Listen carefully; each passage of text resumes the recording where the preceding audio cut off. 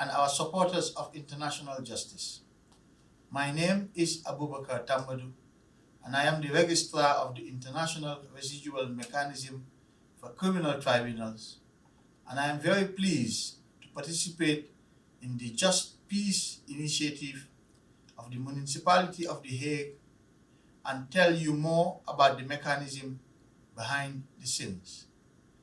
The mechanism is an international organization created by the United Nations to complete the judicial work of the International Criminal Tribunal for Rwanda and the International Criminal Tribunal for the former Yugoslavia, which closed in 2015 and 2017 respectively. The mechanism also carries out some of the long-term functions of those two tribunals, such as the protection of victims and witnesses and the preservation of the archives. The mechanism has two branches, one in The Hague and one in Arusha, where I am based and talking to you from. Usually, when we think about an international tribunal, we immediately think about the judges, the investigators, the prosecutors, and defense lawyers. In my remarks, however, I would like to touch upon some of the less visible aspects of the mechanism's work that come under the responsibility of my office, the Registry, and some of the less known but important functions that are part of the mechanism's mandate. The crucial responsibility of the Registry is to facilitate the work of the parties to the judicial proceedings. At the moment, in The Hague, the mechanism is conducting the appeal in the Mladic case and the trial of Stanisic and Simatovic.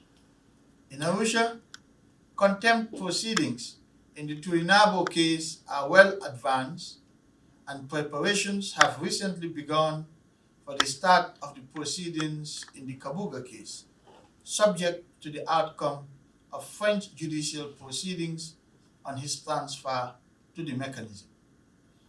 When it comes to supporting the judicial proceedings which are ongoing before the mechanism, the Registry's role is to ensure that all the elements that allow the judges, the prosecutors, and defense lawyers to be in court have been taken care of. This includes a functioning physical infrastructure, the technology to create, file, and share judicial records, the presence of interpreters to ensure that the accused, victims, and witnesses who do not speak one of the official languages of the mechanism are heard and understood, and the security arrangements to ensure the safety of all those appearing in the courtroom. The mechanism was also created to continue some other important functions of the Rwanda and Yugoslavia tribunals, such as the protection of victims and witnesses.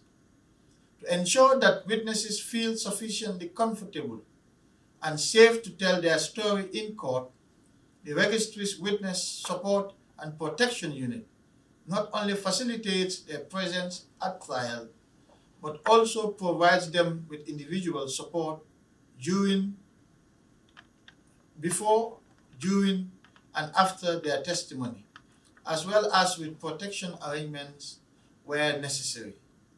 The Registry protects and supports nearly 7,000 witnesses across the globe, many of them victims of very serious crimes.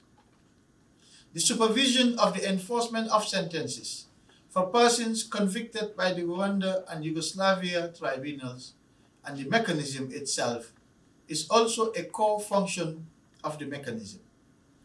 These sentences are not served in the mechanism's host states, the Netherlands and Tanzania. Specific arrangements and agreements with other states have to be entered into to determine the place where the convicted person will serve their sentences and ensure that such places meet the international standards of detention. The mechanism is currently overseeing the enforcement of sentences for 49 convicted individuals in 14 states. 3 individuals, including Radovan Karadzic, are awaiting transfer to an enforcement state, and I continue to conduct negotiations with interested states in this regard.